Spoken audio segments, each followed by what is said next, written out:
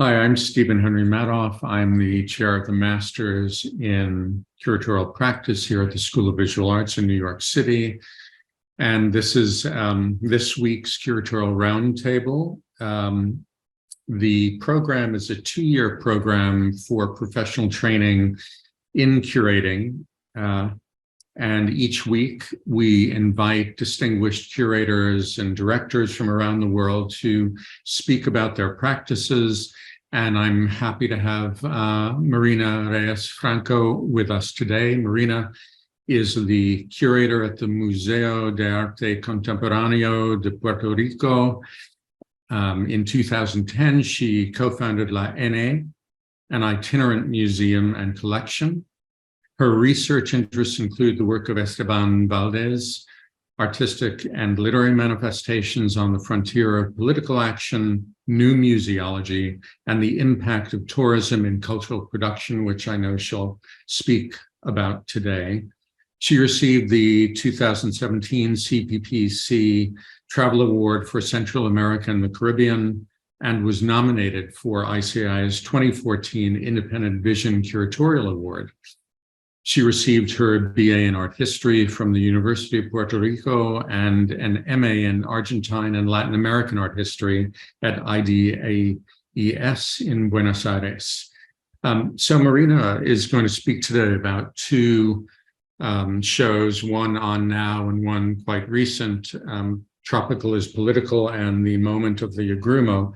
And it occurred to me that the ambition of these exhibitions is to decolonize the territory, the culture, and the body as imposed by government and capital in Puerto Rico and the Caribbean, in a sense to attempt a disentanglement from a brutal biopolitics, offering both transparency and the resistant opacity that Glissant called for, proposing in the place of ossified superimpositions of power, a reprisal and revision of power, and an indigenous fluidity of self and land, of artworks and their cultural producers, as Marina says, to exert their right of refusal.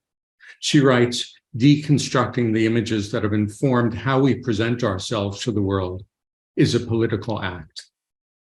And with that, welcome, Marina. I'm touched by your words, and I'm really glad to be here sharing my work with you all. Thank you so much for the invitation, Stephen. And welcome, everybody. I am going to share my screen so that we can see some of the images from these shows. I guess that I should first talk about a little bit of my background. When I was a teenager, I thought that I was going to be a diplomat. Like, that was my ambition. I wanted to work in somehow in, not necessarily in government, but definitely like my ambition was to just kind of travel the world and negotiate deals of some sort, apparently. And I think as I became disillusioned with the possibility of doing that, living in a colony, and realizing that my own like ethics wouldn't allow me to be part of that world, then I realized that the answer to what I wanted to do had been really in front of me the whole time. I grew up amongst artists. My mom had a gallery when I was growing up. It was a nonprofit gallery that she used to kind of bolster local artists, and that had been kind of left behind by the market at the time. And I saw an exhibition in 2004 that was very transformative. We have in Puerto Rico, I don't know if we have it or had it, but we have a triennial. It's called the San Juan Polygraphic Triennial. It was a transformation that happened in 2004 of what used to be a print biennial that started in 1970. And that transformation was led by Mari Carmen Ramirez, a Puerto Rican curator that I admire very much. And it involved other admired colleagues from Latin America and Puerto Rico, like Jose Roca, Justo Pastor Mellado from Chile, and Margarita Fernandez Zavala from Puerto Rico. And Margarita curated a show that was called Inscritos y Proscritos, like inscribed and proscribed. And it really was about many things that she hadn't paid attention to while they were happening. And that idea of like revisiting history and thinking about what has been left out of history is something that really stuck with me as I decided that I wanted to become a curator. And it was at that moment where I saw the confluence of politics, aesthetics, and exhibition making that I knew like that's what I wanted to do. And that led me down a path towards first Chile, then Argentina, and eventually to create this project La N with a fellow artist and curator, Gala Berger, that eventually also involved Santiago Villanueva and Sofia Dubron in Buenos Aires. And that project was really about like doing kind of active and constructive criticism, we would say, about the institutional reality of Buenos Aires at the time. This was between, I directed the project from 2010 until I returned to Puerto Rico in 2014. So my main focus conceptually at the time was first like focusing on my like kind of art historic research and working with like the art scene in 1970s Puerto Rico. But in parallel to that, I was really more focused on this kind of institutional critique that we decided to take on by creating our own kind of museum. It was tiny space. But as I returned to Puerto Rico in 2014, I started seeing some like really drastic and rapid changes. I hadn't been home in, I think, like 2 years. And before that, also like 3 years had elapsed before I could come back home to visit. So I was seeing like this kind of snapshots in time of what was going on in Puerto Rico. And what I started noticing was a very like a not I don't know if I should say drastic, but it was like a very strong pull towards tourism, a very like kind of not even a pull, like a push towards tourism, really. And I started thinking about how these things came to be, like how our own like personal identity and the cultural identity of Puerto Rico was so enmeshed with tourism and the slogans that we would learn as even children or joke about. Like there was one in the 90s that was Puerto Rico lo hace mejor, Puerto Rico does it better. And we would always, you know, if there was a pothole in the street, it was like, oh, you know, as you're jumping in the car, it's like, oh, Puerto Rico does it better, you know. And there is always this kind of, you know, sarcastic bent, but at the same time, what we were seeing was an exacerbation of displacement, of gentrification, of many, you know, of a confluence of deep austerity measures being enacted by the government and a federally imposed supervisory fiscal control board, along with, you know, compounding natural disasters and just, you know, economic crisis, like several economic crises in one, that led a lot of people to leave the island. So we were seeing how the island on one end was being emptied and people were being forced out. And the other side, on the other hand, people were being incentivized to come and discover Puerto Rico, which, by the way, was originally a slogan from the 1930s that said, "Discover Puerto Rico, USA."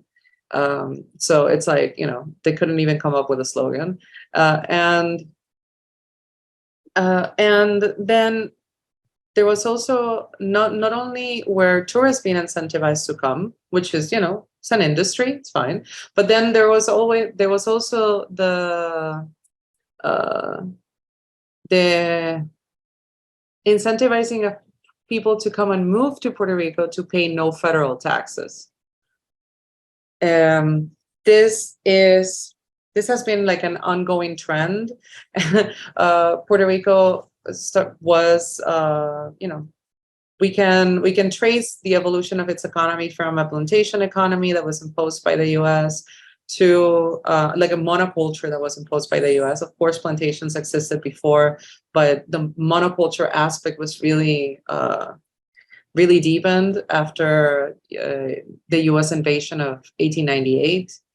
So there was the plantation economy that was transformed, that was quickly transformed by industrialization, and then we come to the present of the service economy.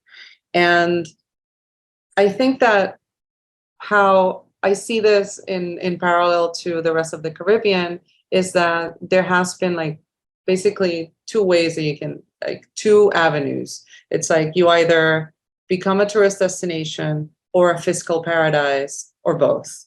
And I was interested really in the confluence of these two and how they overlap, and how the images that are used to sell one or the other are often the same, as we can see in these ads from I think 1976 and 75 from the Government Development Bank for Puerto Rico. And we will see later on how one of these slogans becomes part of a work in the show.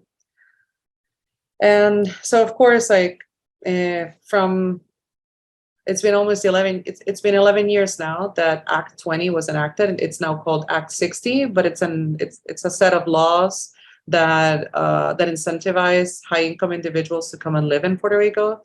And basically, they come to live, yes, in Old San Juan and other parts of the capital, but also in enclaves that are particularly designed for them. And it's very interesting how, you can see the location of this resort is called Plantation. So there is this kind of in your face reiteration of how the plantation economy has been replaced or continues on in the resort and tourism economy. I first came to hear the phrase visitor economy around 2015, and I was really taken aback, because it's not something that was very common. We usually just talk about tourism, but as I dug deeper, I found out that the visitor economy is really kind of it's more profound than just talking about tourism. It really can encompass all aspects of life. It can be a visitor economy can impact how a hospital is developed and how a place becomes a medical destination, or how a university program can become, very attractive for foreign students. But it also makes people perform a certain way, and perform nationality and identity in a certain way. And the works that I became interested in speak to this. And then I eventually developed this proposal to go and visit these places, the Dominican Republic, the Bahamas, Trinidad and Tobago, Jamaica, and Panama. And I chose these places in particular because they have issues that I can relate to as a Puerto Rican, and that people that coming from Puerto Rico, I can identify in other places as well. I either know or I could assume that I could see myself in these places and in these, and that we could relate to certain issues in common. For example, The reason why I chose the Bahamas and is because not only was it the first place that like Christopher Columbus went to, but it is also it shares the notoriety of being a place that has also been blacklisted in, you know, because of banking secrecy issues, and that is also shared with Panama and Puerto Rico. Trinidad and Panama and Puerto Rico have being a naval base in common with a U.S. naval base in common with us. So we have the islands of Vieques and Culebra, and we have Roosevelt Roads, a former U.S. naval base here, and we have lived with the ecological and social consequences of this military presence, but also with what happens after, like how our post-military space is resignified and used. So, and of course, like we have the very clear plantation economy to resort pipeline that happens in Jamaica, the Bahamas, the Dominican Republic. So these are some of the themes that I wanted to explore. And in this exhibition in Tropical is Political, Caribbean Art Under the Visitor Economy Regime, I chose to highlight this through three themes, three like interconnected themes, because they're not so, you know, clear cut and separate. But the works explore the body, territory, and finance.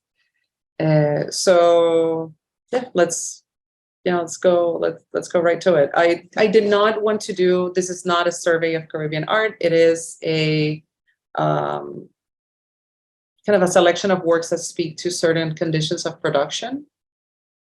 I chose to work mainly with artists from the countries that I visited.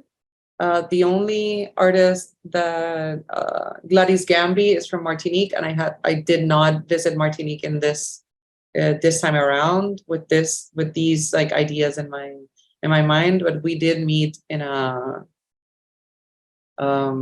residency in Aruba, which was really interesting.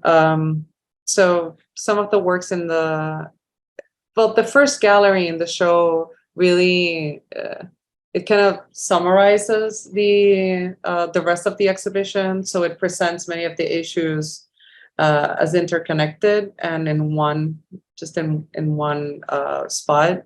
Something that was really important for me was how, and as we were conceiving the show and then also conceiving of the installation of the show, was to highlight how modern design and kind of like mid 20th century ideas were really important to the establishment of tourism as an industry.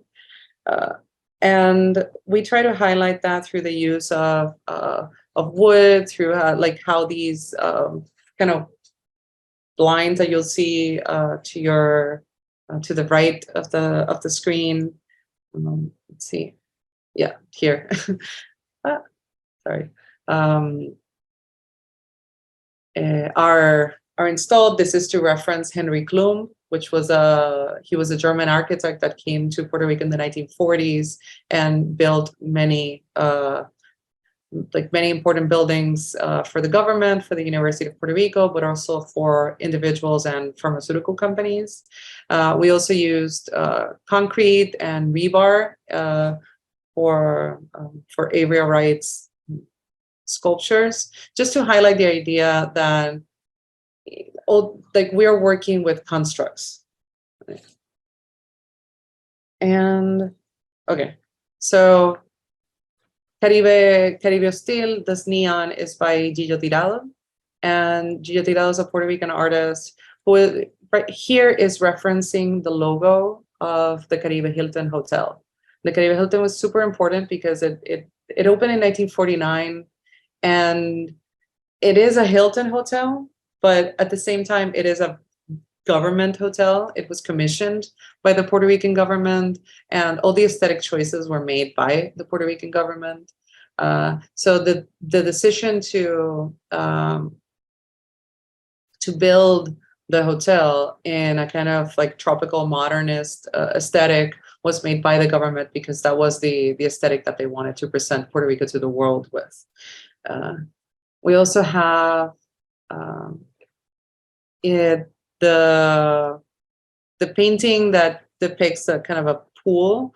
That is another hotel from the Dominican Republic. It doesn't exist anymore, but it was a very iconic hotel. It's called the Jaragua Hotel, and it was built by the regime of dictator Rafael Trujillo.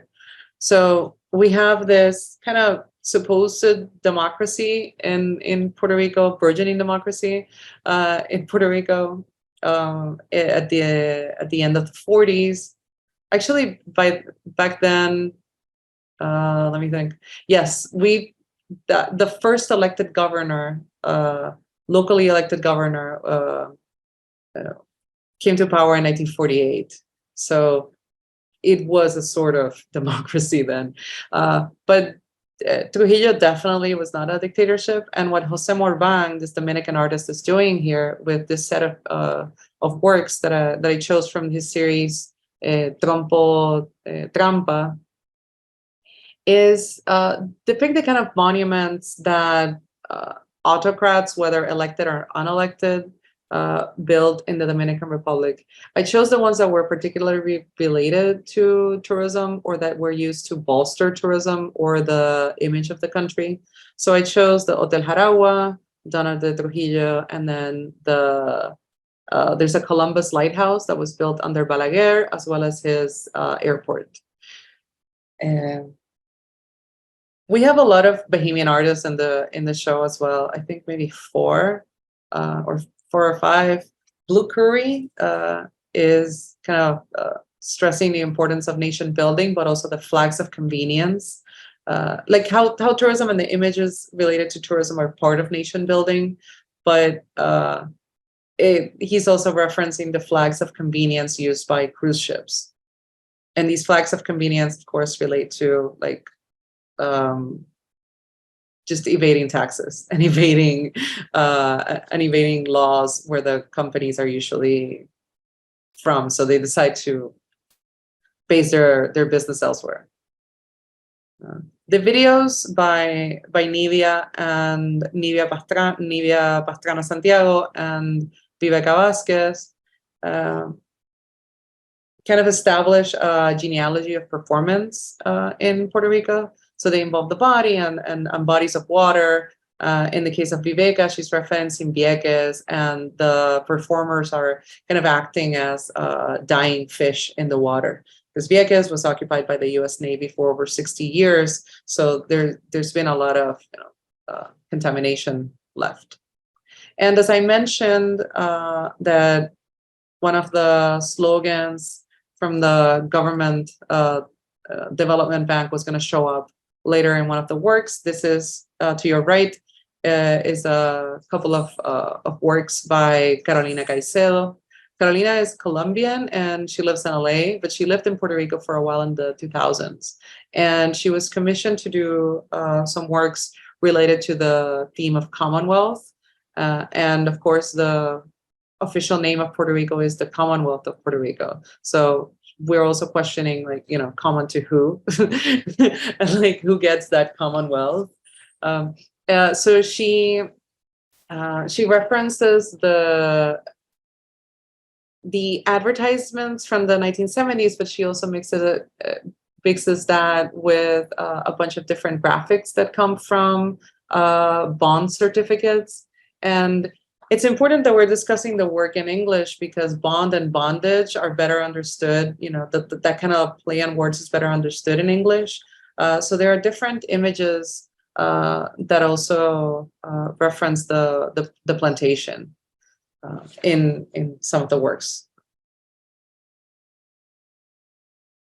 This is a work by, it's a still of a work by Sofia Gallisa Muriente, and it's one of the works that we commissioned for the show. She made a video in the former home of a Puerto Rican governor that was designed by this German architect, by Henry Klum, but it was an Airbnb. So they're discussing the kind of ideology of the governor that was sent by Franklin Delano Roosevelt to Puerto Rico to deal with Puerto Rico during the Great Depression and during World War II. So he wrote a lot about his experience, and it is it's very uncomfortable to realize how he could be talking about right now, but he wrote it in the 1940s. But at the same time, we have the situation where the building where they're in has only been preserved because it serves a touristic purpose. Meanwhile, the other building that is depicted in the video only through like cell phone imagery, like cell phone video imagery, is the actual former home of the architect that was burnt down by arson a few years ago. And that one only served an educational purpose. So it wasn't like that built heritage wasn't really preserved. We have other works by Aloran Calzadilla in Vieques that highlight the issue of these, like, it's called they are called SWMUs. It's basically like waste management units. These palm trees actually mark places that are particularly toxic as deemed by the Navy. But these images of the image of kind of a tropical paradise is what a palm tree is just that. Like, that's what you think about. But then suddenly you realize that if you dig deeper into the history of Vieques and you know a little bit about it, you realize that this is what's killing the people from Vieques, actually. One of the things that I hadn't been able to explore with previous exhibitions on the visitor economy that I've organized was the financial aspect and the kind of offshore banking industry, the kind of crypto bros that showed up to Puerto Rico after Hurricane Maria, et cetera. Like, I hadn't really been able to include that in an exhibition in a way that seemed, not just a criticism of them or making fun of them. But I encountered the work of Ricardo Cabret, who's a Puerto Rican artist and programmer who lives in New York. He's based in Queens, and he created two works for the show. One of them he was already working on, which is the painting to the right. That one is called Remote Optimist, and it depicts a kind of a burning landscape, burning beach landscape with semi kind of translucid overlapping image of a desk and a laptop with some graphs on it. So this is kind of this is his play on, what a hedge fund manager would be doing working from paradise. There are several work from paradise schemes that are prevalent all over the Caribbean. There are places where you can invest, buy a home, and claim citizenship. You can also renounce U.S. citizenship and claim citizenship elsewhere to avoid paying taxes. So Puerto Rico has become this kind of like this place where a lot of people that come that have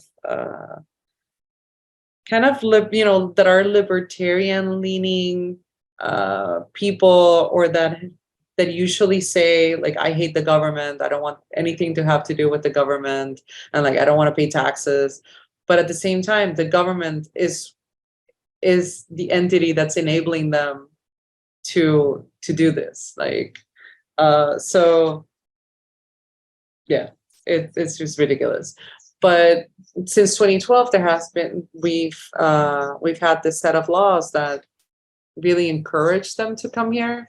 So hedge fund managers, people with companies that provide services online, or or consulting, can come and kind of claim residency in Puerto Rico if they're here for over 183 days. And after Hurricane Maria, there was a surge of people who came to Puerto Rico thinking that they could kind of restart society through the use of cryptocurrency. And that is what Ricardo references in this other work, this sculpture in the middle of the gallery, where in the work, he scraped images from the internet that used metadata or images that were tagged with certain keywords. So he scraped them off the internet, and now the internal database in the computer is like making images and undoing images at the same time. And of course, as there is a graph in the painting, the wooden structure that supports the screens is also referencing graphs.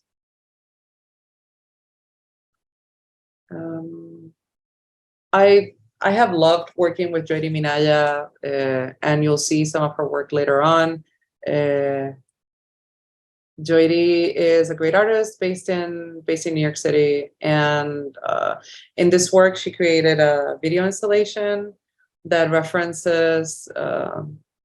Well, she filmed it in Haiti in a port called Labadie, and Labadie is basically like a Haiti that is not for Haitians.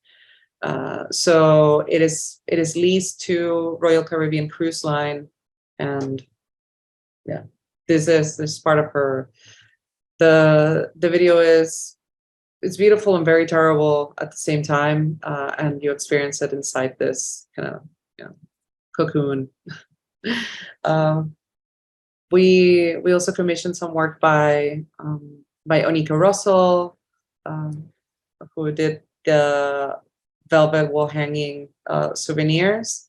So she's proposing new souvenirs that circulate words that would problematize the idea of the souvenir, let's say. And we also commissioned this beautiful work by Dalton Gata. And when the show wraps up, it wraps up in a way that presents these kind of animal-human hybrids that act as defenders of the territory. So while we've been kind of exposing all the issues that we have to deal with, and the show wraps up with the human-animal hybrids that defend us as well. And see, the moment of the Yagumo is the first, not the first show, but the first group show that I organized at the museum. I started working there in 2019, and I was really struck by a conversation that I had with Tara Rodriguez Besosa, who is who's a farmer, and just she leads a nonprofit called El Departamento de la Comida, and she told me that she was talking to the scientist, and that the scientist said that we were living in the moment of the Yagrumo. The Yagrumo is a plant that kind of signals storms. It has two colors, so when it turns when you see the white part of the leaf, that means that there is a storm coming. But also the moment of the Yagrumo that he referred to was that after a storm, when the strongest trees fall down, the Yagrumo is the first to sprout again. But at the same time, that little Yagrumo is so weak that that as we have to encounter more and more constant, and recurrent storms, the Yagum is also gonna die.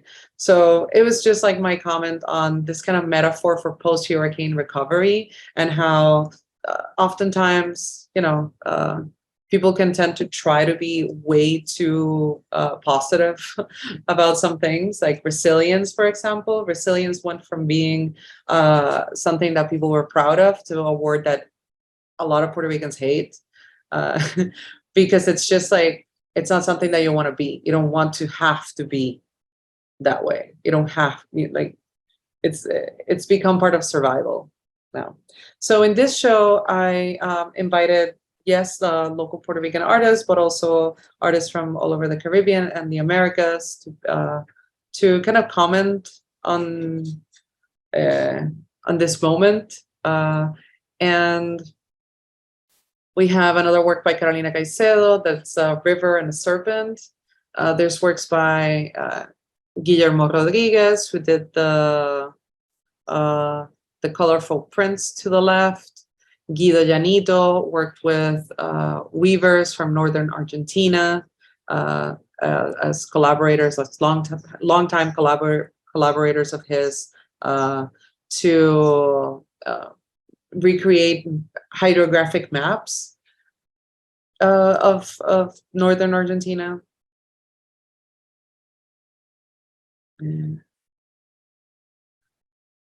Because I already mentioned the importance of Tara Rodriguez Pesosa, and this is an intervention by El Departamento de la Comida. And it's not necessarily an artwork, but it does represent tools that were designed and crafted by local farmers that they use in their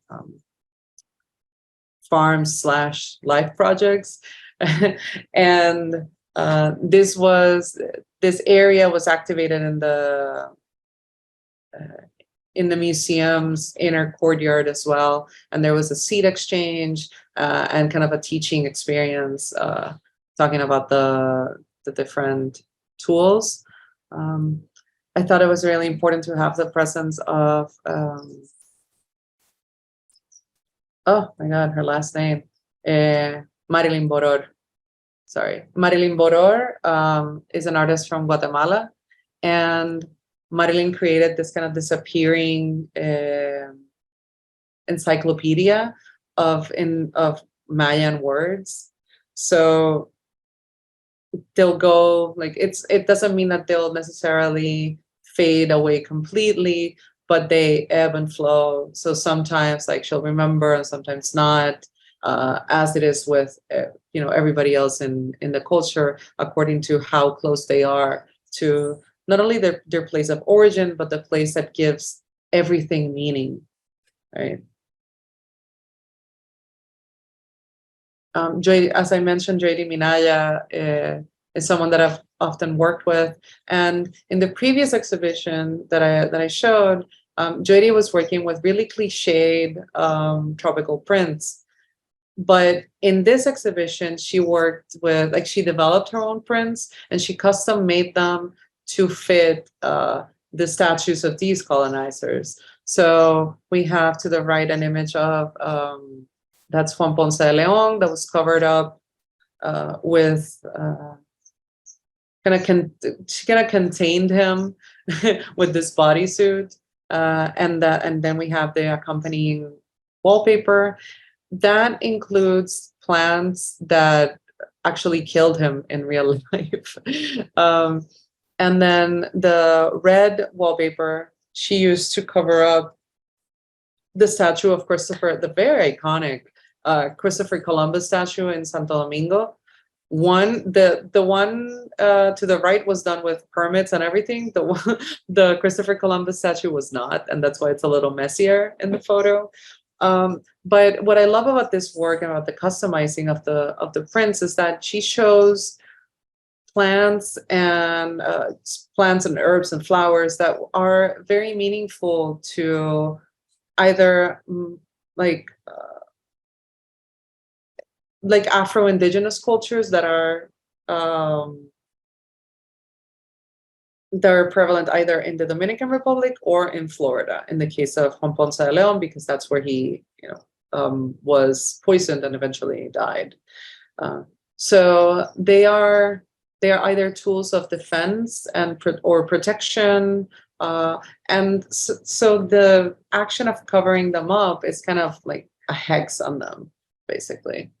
And this is accompanied by a rare sighting of a Daniel Lind Ramos drawing. This is a drawing on canvas, like charcoal on canvas, and it is part of a bigger series of works that he did that was sadly a little bit damaged by Hurricane Maria. But it depicts a kind of, heroic battle between a community and this kind of machine, like anthropomorphic machine, and it references like very real like issues of displacement and a particular 1980 murder of Adelfina Villanueva, who would be, she's referenced it with this like central like body of this woman that is like laying in the middle of the of the drawing.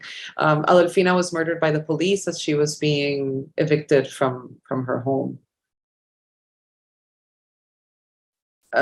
This is a video collaboration between Ursula Beeman and Paulo Tavares, and really just centers around the rights of nature, which was one of the central themes of the exhibition. This is particularly referencing work done by a community in Ecuador, in the Ecuadorian Amazon. In the central gallery of the exhibition, we had kind of a mini exhibition unto itself that included works like, works in ceramics by Alice Chéveres and her mom, Varin, but also works by Javier Orfón and Carla Claudio Betancourt. This is by Alice and Varin. Varin co-founded a pottery workshop that reclaimed her indigenous heritage and kind of tried to relearn certain skills from books and referencing archaeological digs and just her own environment and caves around where her family's from. And one of her daughters in particular, Alice, and then her sons have continued on with this tradition, and they have been teaching other people as well. And a couple of years ago, they were contacted by Jorge Gonzalez, who through a project of his, again, like introduced this work and this workshop to other artists such as Javier Orfón and Carla Claudia Betancourt.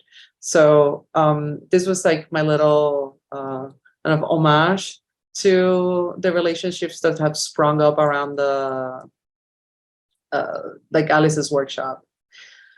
Also, as part of the exhibition, we had this this ever-changing installation by Amara Abdal Figueroa, and she has a project that she's developing, continues to develop, doing research on like different types of local clay and the potential of clay to filter water, local clay to filter water, and not like import the filters from Mexico or where they're already made industrially.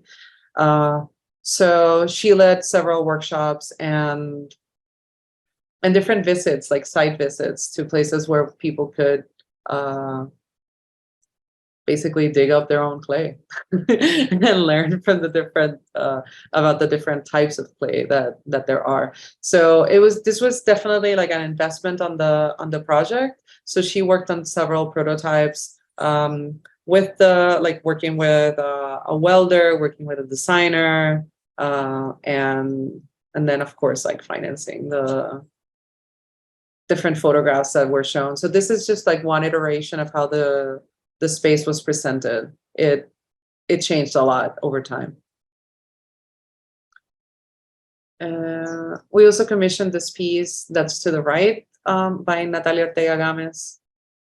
and Natalia is a Dominican artist, and for several years I've been interested in the intersection of like modern and contemporary design and craft, particularly in the Dominican Republic, where I think it's more prevalent than here, especially with the use of natural fibers and really incorporating like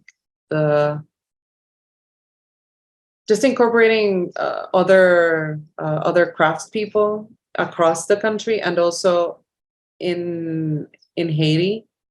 So in her work, like she has work that she does individually, such as this piece, but then she also has a bigger project that's called Los Tejedores, or the Weavers. They recently published a book in the Dominican Republic, and it includes a lot of research into, you know, types of crafts and where they're made and who makes them. So it's really kind of a love letter to a lot of really old craftspeople, and, you know, and a rallying cry so that the knowledge doesn't die with them. And the other works are by Angel Leonardo, whose sculptures kind of look like chairs, but they're not. But they definitely have the size and the ratio of chairs. Then the piece on the wall is more like it's like an abstract landscape of a peninsula.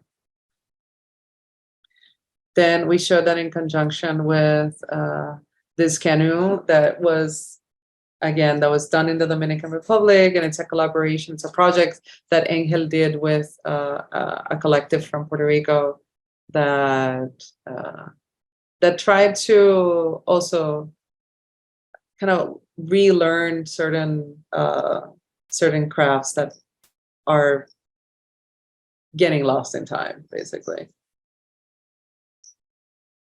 And we showed there was also a video by Ramiro Chavez that showed the whole process of looking for the tree and trying to make it does not float at all, as you can see. And this is a piece that I love. It's a work by Loren Calzadilla, and there's a talking bird, but the bird doesn't. The bird doesn't talk on screen. There's just captions. It's a story it's called The Great Silence, which is a story. The title of a story by Ted Chiang, and it's a story that they collaborated on. So he created the story. They made the video. It's a video that was filmed at the Arecibo radio telescope. I think that's at the Arecibo Observatory, I'm sorry, where there was the second biggest radio telescope in the world. It's a very bittersweet end to the show if you're Puerto Rican, because this was destroyed shortly before the opening of the exhibition. There was an accident. Well, not an accident. I mean, it has been in decay for a while. So the radio telescope is no longer with us. But the story of the bird, like what the bird is trying to tell us, is that we should talk to them.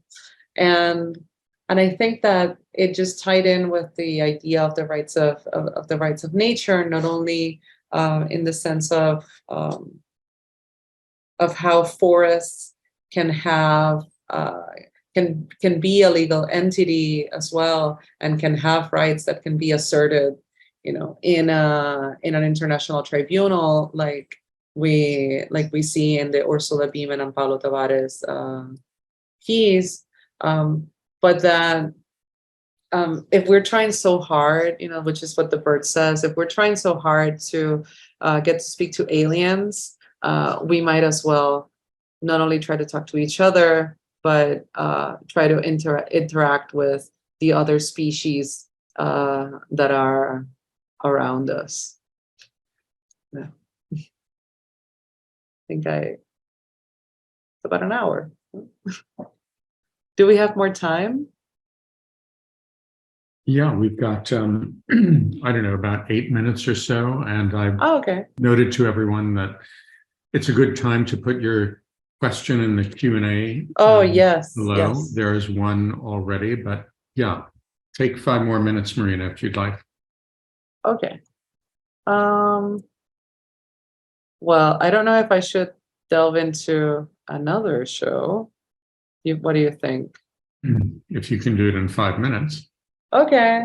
Well, one of the reasons why I was excited to take on my job was because I could finally get Tony Cruz Pavon to put on this exhibition and present this body of work. La llave la clave, or the key, refers to the music, like salsa key. And this is like very atypical work for him. The actual pieces that he created for the show are the two kind of practical sculptures, if you like, and the video at the end. So this is a work that is very atypical because usually Tony Cruz works with lines. He works with mainly in drawing and drawing related installations or sculptures.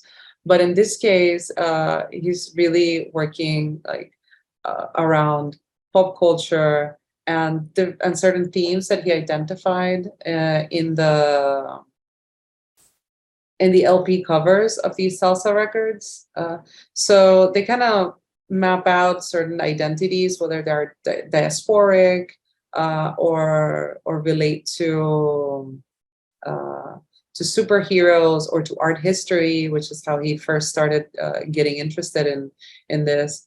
So and actually, like as a teacher, he would rather, like when he taught at the university level, like he thought that it would have been more useful for him to take on the current, like the contemporary object, and then try to link it back in history instead of like starting chronologically. So one of the so he organized the records in the sculpture under different themes, and like one of them is art history, for example, and like how that features not only in certain references in the songs, but also in the record covers.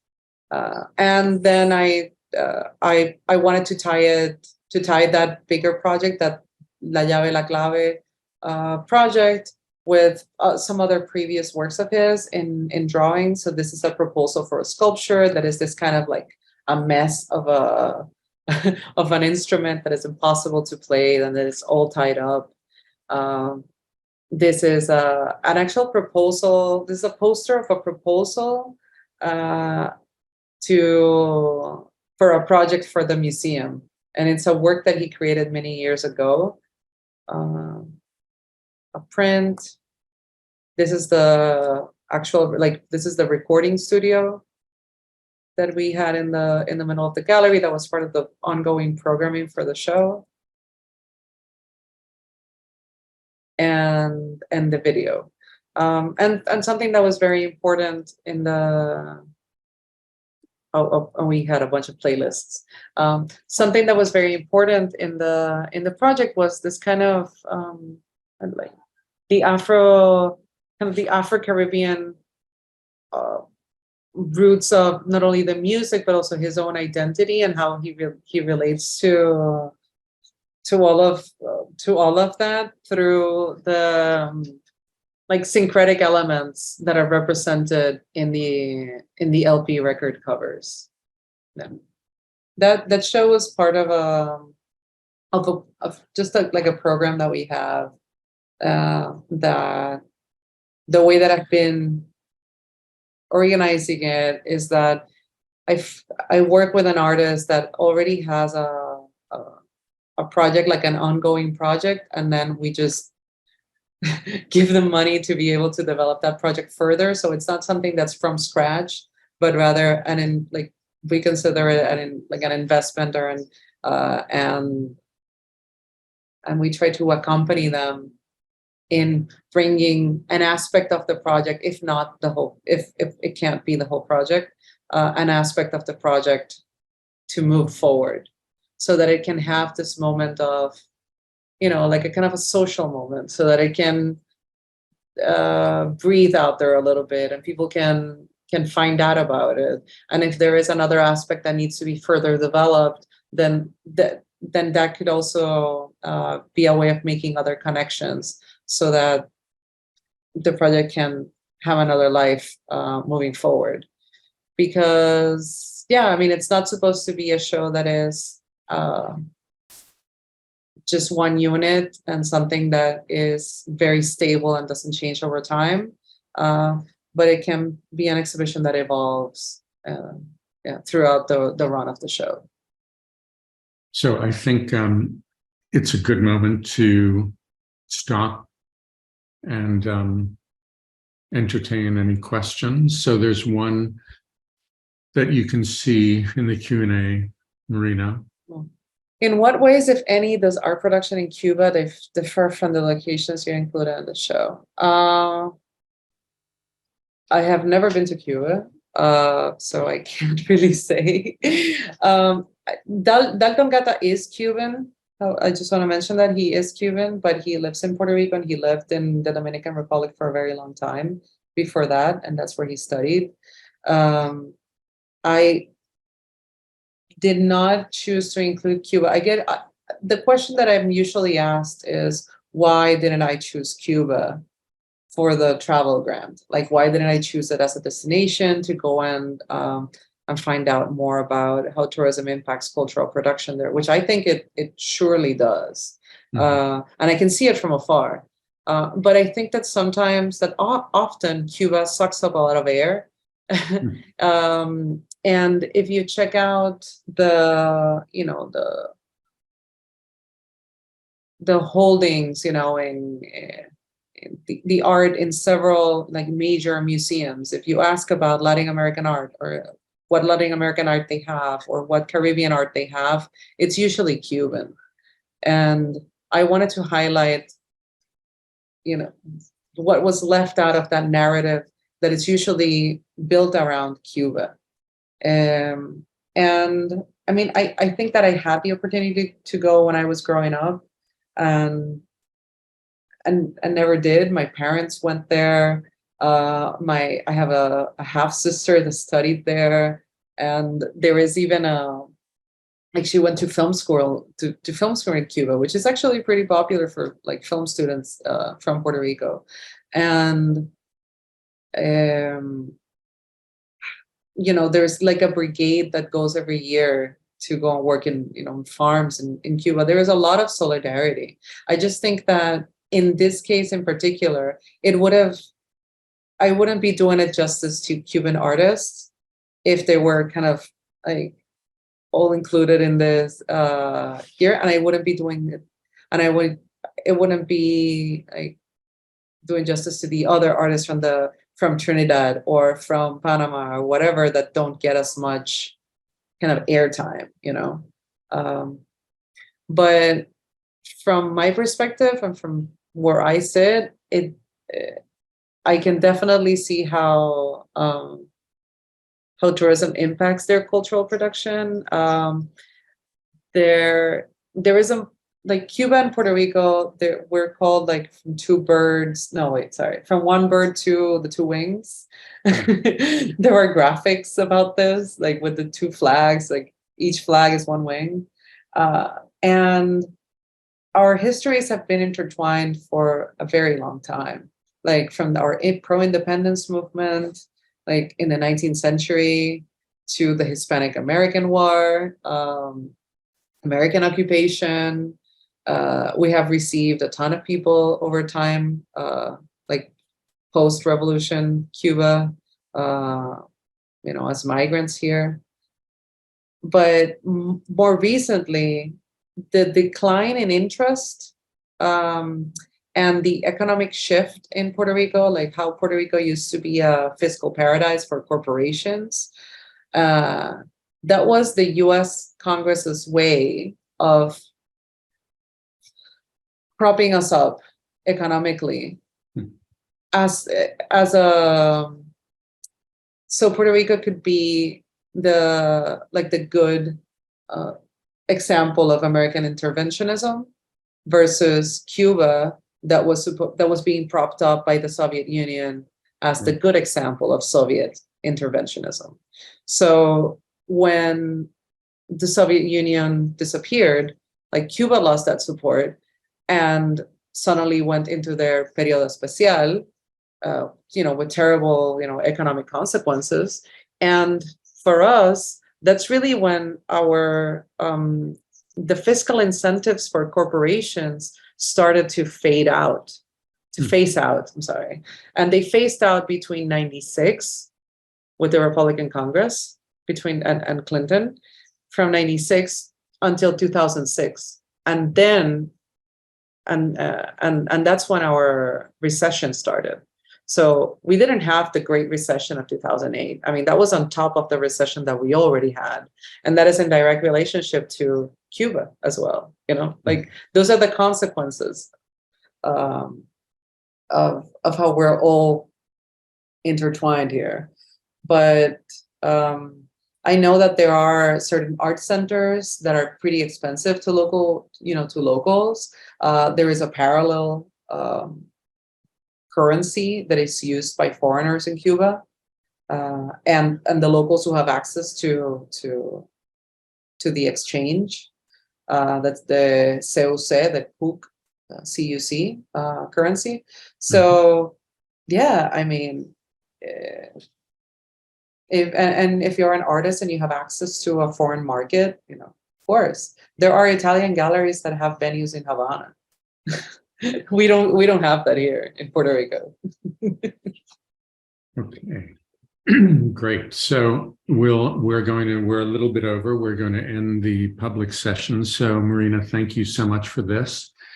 And we'll join you with the students on the other link in a minute. Yes. All right. Thanks to everyone. Thank you. Bye. Bye.